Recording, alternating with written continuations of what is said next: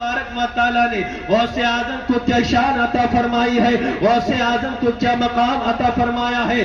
آج یہ غوث اعظم کی شان کو ملاحظہ فرمائے۔ بس ایک کرامت غوث اعظم کی میں آپ کے سامنے بیان کروں اور اپنی بات کو ختم کروں، کیونکہ وقت بہت ہو چکا ہے، نماز کا وقت ہونے والا ہے۔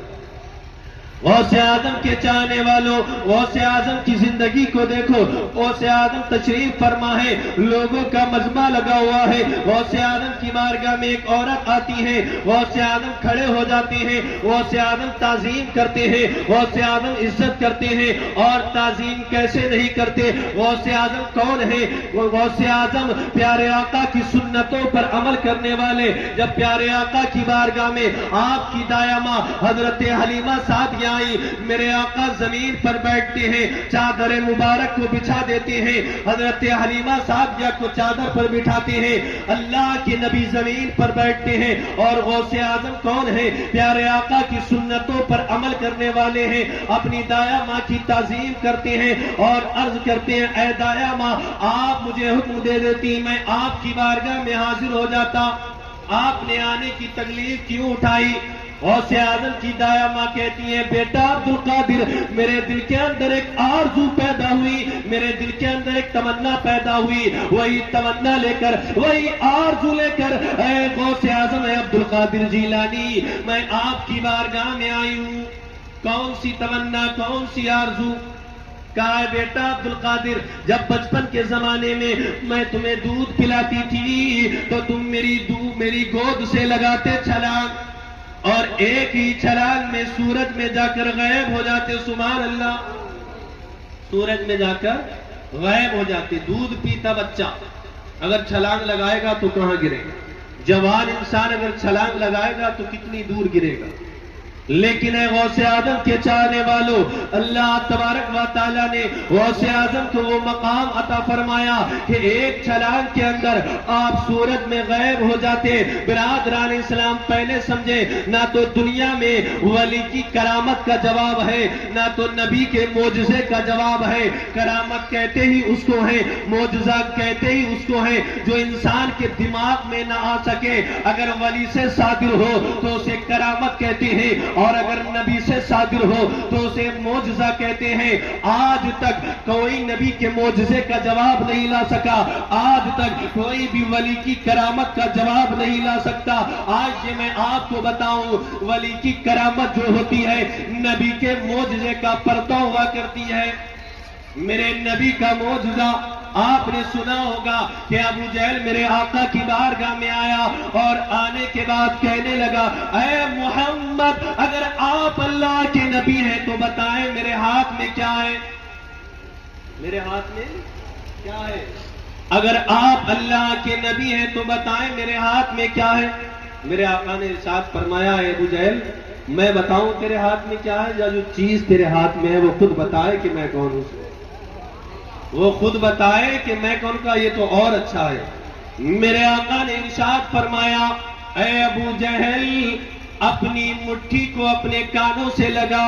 جب ابو جہل نے اپنی مٹھی کو اپنے کانوں سے لگایا تھا تو اس کے ہاتھ کی کنکریاں پڑ رہی تھی، لا الہ الا اللہ محمد رسول اللہ ہے، ہاتھ کی کنکریوں کو پھینکتا ہے اور بھاگ جاتا ہے۔ اے مسلمانوں، میں آپ سے سوال کرتا ہوں، ابو جہل نے کیا سوال کیا میرے آقا سے؟ اے نبی بتائیں میرے ہاتھ میں کیا ہے؟ اس کا جواب کیا ہونا چاہیے تھا؟ میرے آقا یہ فرماتے، تیرے ہاتھ میں کنکریاں ہیں، تیرے ہاتھ میں کنکریاں ہیں۔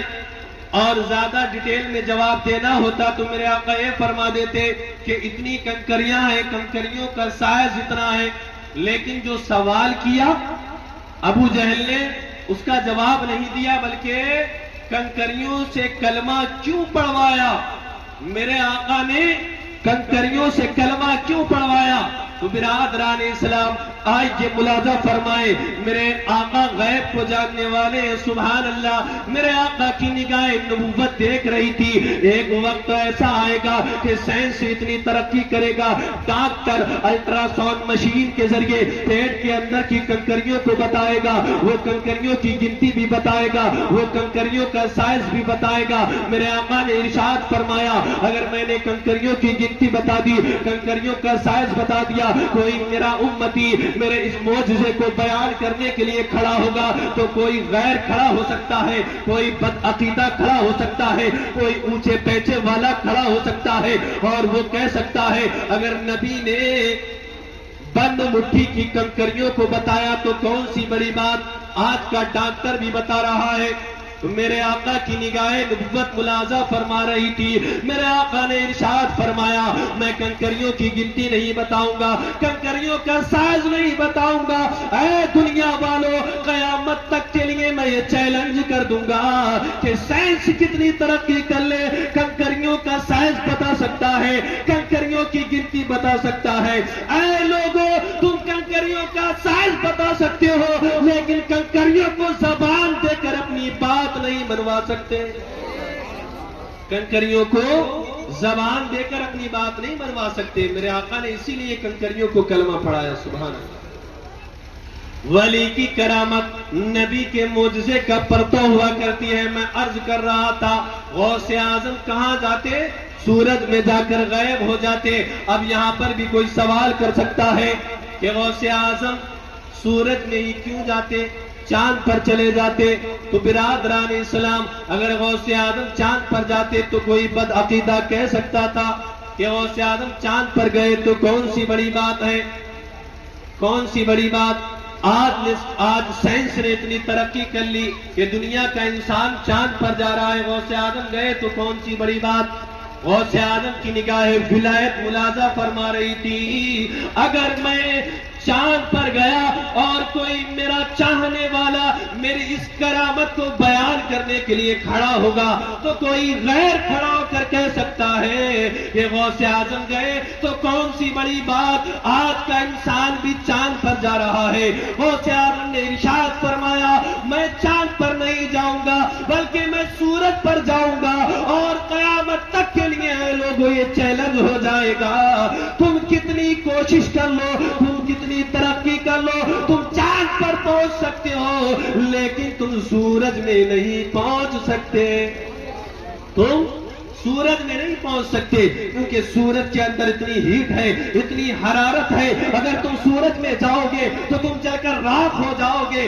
برادران اسلام، غوث اعظم کی دایا ماں کہتی ہے، بیٹا عبد القادر، میرے دل کے اندر یہ تمنا پیدا ہوئی کہ بچپن میں تم غائب ہو جاتے، وہ کمال میں آج پھر تمہارا دیکھنا چاہتی ہوں، وہ خوبی تمہاری آج میں پھر دیکھنا چاہتی ہوں۔ غوث اعظم ارشاد فرماتے ہیں، اے دایا ماں افسوس، وہ خوبی میں آپ کو نہیں دکھا سکتا۔ کہا کیا بات بیٹا عبد القادر، بچپن میں غائب ہو جاتے اور آج غائب نہیں ہو سکتے؟ غوث اعظم نے ارشاد فرمایا تھا، وہ میرے بچپن کا زمانہ تھا، آج میری جوانی کا عالم ہے، ایسے ہزاروں سورج آ جائیں جو عبد القادر کے اندر تو غائب ہو سکتے ہیں لیکن سورج کے اندر اتنی طاقت نہیں ہے کہ وہ اپنے اندر عبد القادر کو سما سکے۔ سورج کے اندر اتنی طاقت نہیں ہے کہ وہ عبد القادر کو اپنے اندر سما سکے۔